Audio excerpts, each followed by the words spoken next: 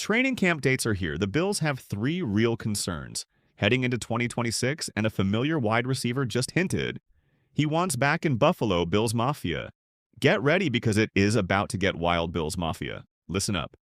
Because the offseason just shifted into an entirely new gear, and there is a whole lot to unpack before these boys lace up their cleats in Rochester next month.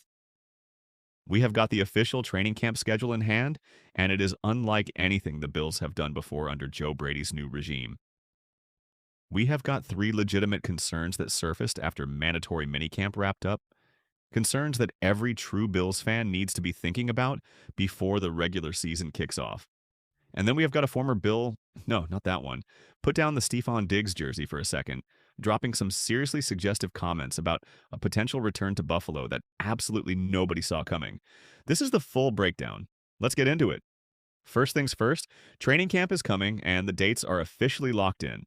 The Buffalo Bills have released the 2026 training camp schedule, and there is a lot to be excited about, but also a little something to be disappointed about if you are a fan who makes the annual pilgrimage to Rochester to watch these guys work.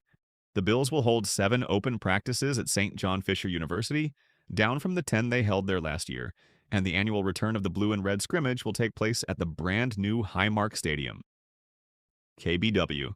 That is a reduction of 3 practices at the beloved Rochester campus. And for fans who have made it a summer tradition to drive out to Pittsford and watch Josh Allen throw lasers in the morning air, losing 3 reps at Fisher stings a little bit. Camp opens on Wednesday, July 29th, with all 7 practices at St. John Fisher kicking off at 8:30 in the morning.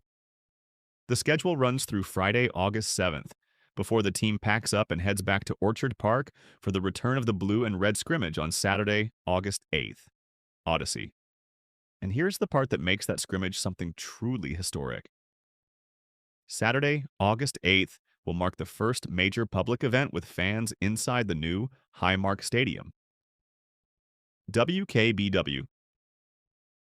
Think about that for a second. The very first time Bills fans walk through the gates of their brand new home will be to watch their team practice.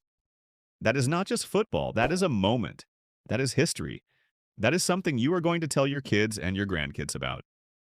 You were there when Highmark Stadium officially opened its doors to the Bills faithful, and the setting will be a red and blue scrimmage that doubles as a full community celebration. Now, here is the thing you need to know if you want to get to one of those 7 practices in Rochester. Due to limited capacity at St. John Fisher, the Bills are running a public practice lottery system where fans can request a maximum of 4 tickets, and entering the lottery does not guarantee you actually get in. Buffalo rumblings. So if you have been dreaming about standing on the sidelines watching Josh Allen put on a show against air in the summer heat, you better get that lottery entry in before June 26th. Season ticket members get exclusive pre-sale access on June 24th and can request up to 6 tickets per account. Buffalo Bills. If you are a season ticket holder, check your email that morning and move fast, because those tickets are going to disappear in a blink. This year marks the 25th time in 27 seasons that the Bills have held training camp at St. John Fisher University in Pittsford, Wham! And while 7 practices feels lighter than what Bills Mafia is used to, the trade-off is that after the blue and red scrimmage, the team will essentially shift their remaining camp work to Orchard Park and the new stadium. Think of it this way. You might be losing some Rochester practices, but you are gaining unprecedented access to a brand new football palace in the process. That is a trade most people are going to be okay with. As for the preseason schedule, the Bills open things up on Saturday, August 15th at 1 in the afternoon against the Carolina Panthers, right there at home in the new Highmark Stadium. Then they hit the road for Week 2 against the Cleveland Browns, and in a piece of logistical news worth noting, the Bills will hold joint practices with the Browns in Cleveland right before that game, which is always a fantastic opportunity to see how the team stacks up against a different roster at a critical point in the preseason evaluation process. And then the preseason wraps up with a home game in Orchard Park against the Pittsburgh Steelers. 3 preseason games, 1 joint practice session, and a training camp schedule that is lean, mean, and clearly built. For a team that wants to get up to game speed fast under a new head coach. Joe Brady is not here to ease into anything.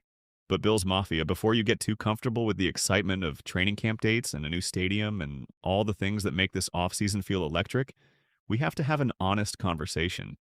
Because mandatory minicamp just wrapped up, and while there is a lot to love about this team, there are also some genuine question marks that need to be addressed before anyone starts ordering Super Bowl parade merchandise.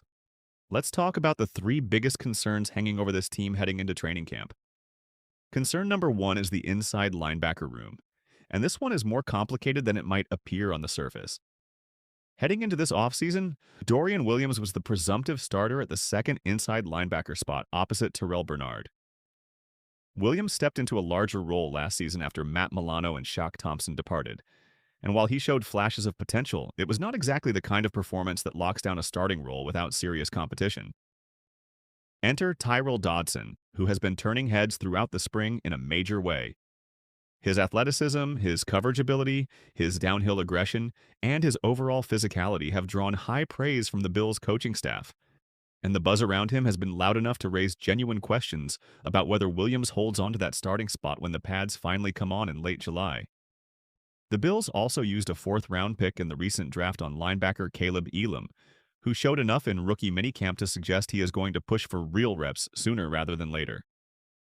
To make things even more interesting, Dorian Williams was spotted using crutches during mandatory minicamp and was a non-participant, Buffalo Rumblings, which immediately raised the stakes on this entire position group. Head coach Joe Brady said the team is confident Williams will be back on the practice field in time for the start of training camp, Buffalo Rumblings.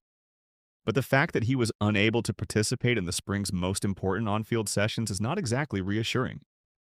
The Bills also have the option of re-entering the market for inside linebacker help, because Matt Milano and Shaq Thompson remain available as free agents, meaning the door is not completely closed on adding proven veteran experience to this room if things do not sort themselves out in camp. But right now, the linebacker competition is messy, and messy competitions are fine when the talent level is high. Let's hope the talent is there when the bullets start flying for real in the regular season. Concern number two is one that directly affects the entire defensive identity of this football team, and it centers on safety Cole Bishop. Now, if you need a quick reminder of why this man matters so much to what the Bills do on the back end of their defense, let's just run through the numbers from last season.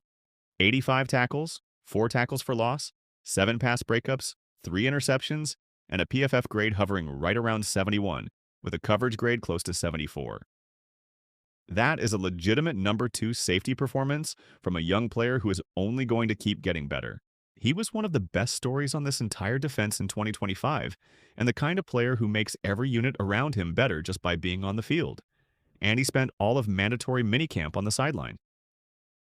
It turns out Bishop had an off-season knee procedure, telling reporters that he got some stuff cleaned up in the knee, which is the kind of understated quote that sounds relatively minor, but still sets off alarm bells for a defense that needs him healthy and ready to go from day one.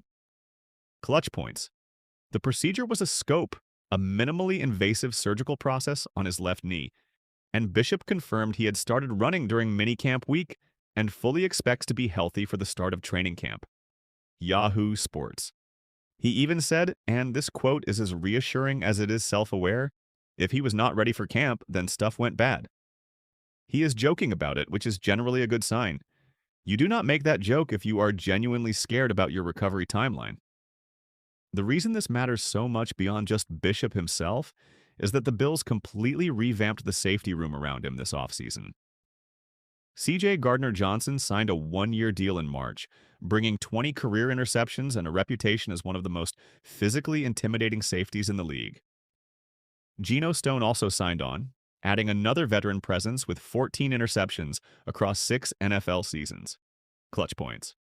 The plan is for Bishop to be the anchor of this rebuilt group, the familiar face who can help the new guys assimilate into Jim Leonhard's defensive system quickly. If Bishop starts training camp on the sideline, the chemistry-building process hits a serious roadblock. 6 weeks is enough time to get this right, but the Bills need every single day of those 6 weeks to work in their favor. Concern number 3 is at cornerback, and specifically it is the question of who is going to start opposite Christian Benford on the boundary when the regular season begins. The Bills used a first-round pick in the 2025 draft on Maxwell Harrison, and while Harrison flashed the athletic ability that made teams fall in love with him at the Combine, he only played in about 10 games last season due to injury and never truly seized the starting spot with both hands. Now comes Davis Igbinosun, a second-round pick in this year's draft, who showed up to rookie minicamp and OTAs and immediately started making plays, earning rave reviews from the coaching staff for his physicality and competitiveness. What makes this interesting is that this is not really a bad problem to have. Harrison's coverage grade from last season was right around 68, which sits in the solid average range but is not quite the dominant performance you want from a recent first-round pick. If Igbinosun comes in and wins the job outright through camp, that means the Bills have two capable boundary corners pushing each other to be better, with Benford as the undisputed number one ahead of them. Competition at cornerback is healthy. It is good for the roster, it is good for the defense. But the concern from a draft capital perspective is real, because you want to see a first-round investment lock down a starting job, not still be fighting for it heading into year two. For the Bills, the hope is that both Harrison and Igbinosun develop to the point where they are legitimate NFL starters. Because in a division that includes Jamar Chase, Garrett Wilson, and whatever weapons New England and Miami are rolling out, you can never have too many quality corners on your roster.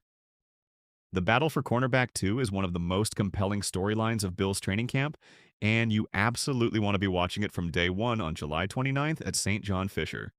Now let's get to the part of the show that made some Bills fans do a double take when they first heard it. Because there is a former Buffalo Bill out there who just let it be known in plain language that his time in Western New York holds an incredibly special place in his heart, and that he would absolutely love to come back. And no, this is not Stephon Diggs. We are talking about Brandon Cooks. For those who need a refresher, Cooks was brought in late in the 2025 season as one of those mid-season veteran additions that teams make when the wide receiver depth chart starts looking thin.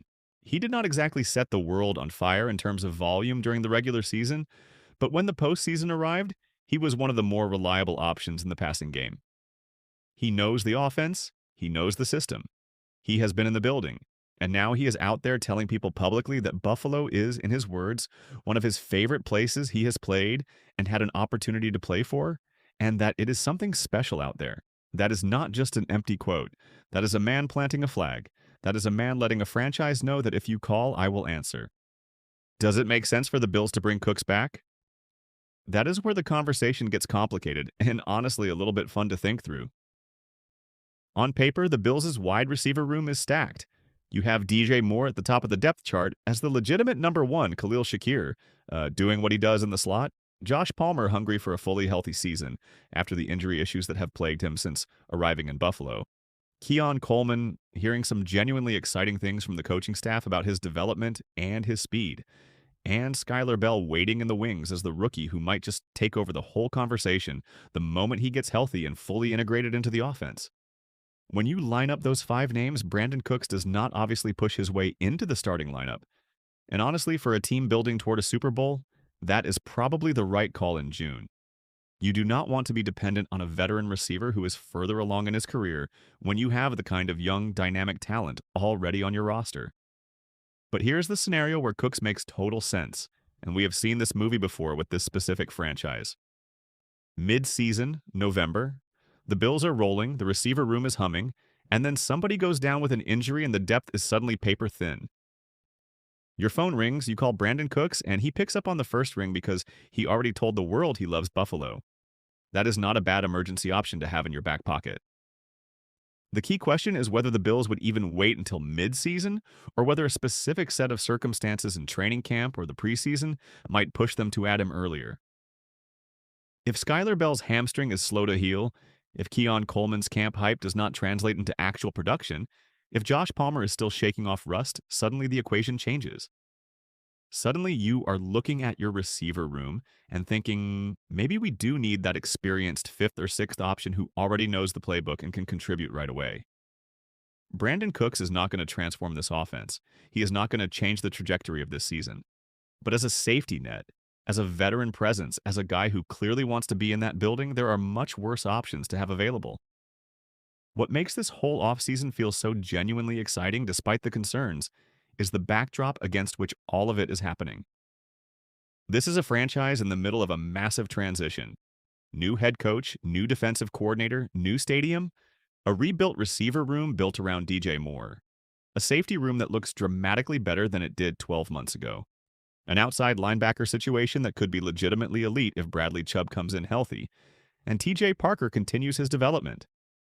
And at the center of all of it, Josh Allen, who just spent the offseason convincing everyone who will listen that he has not yet hit his ceiling. The return of the blue and red scrimmage on August 8th will be the first major public event inside the new Highmark Stadium, WKBW. And when that moment arrives, when 60-some thousand Bills fans walk into that building for the first time and watch their team work under the lights on a summer night, it is going to be one of the most electric atmospheres in Buffalo sports history. No one in that building is going to be thinking about linebacker competitions or cornerback battles or safety injury timelines.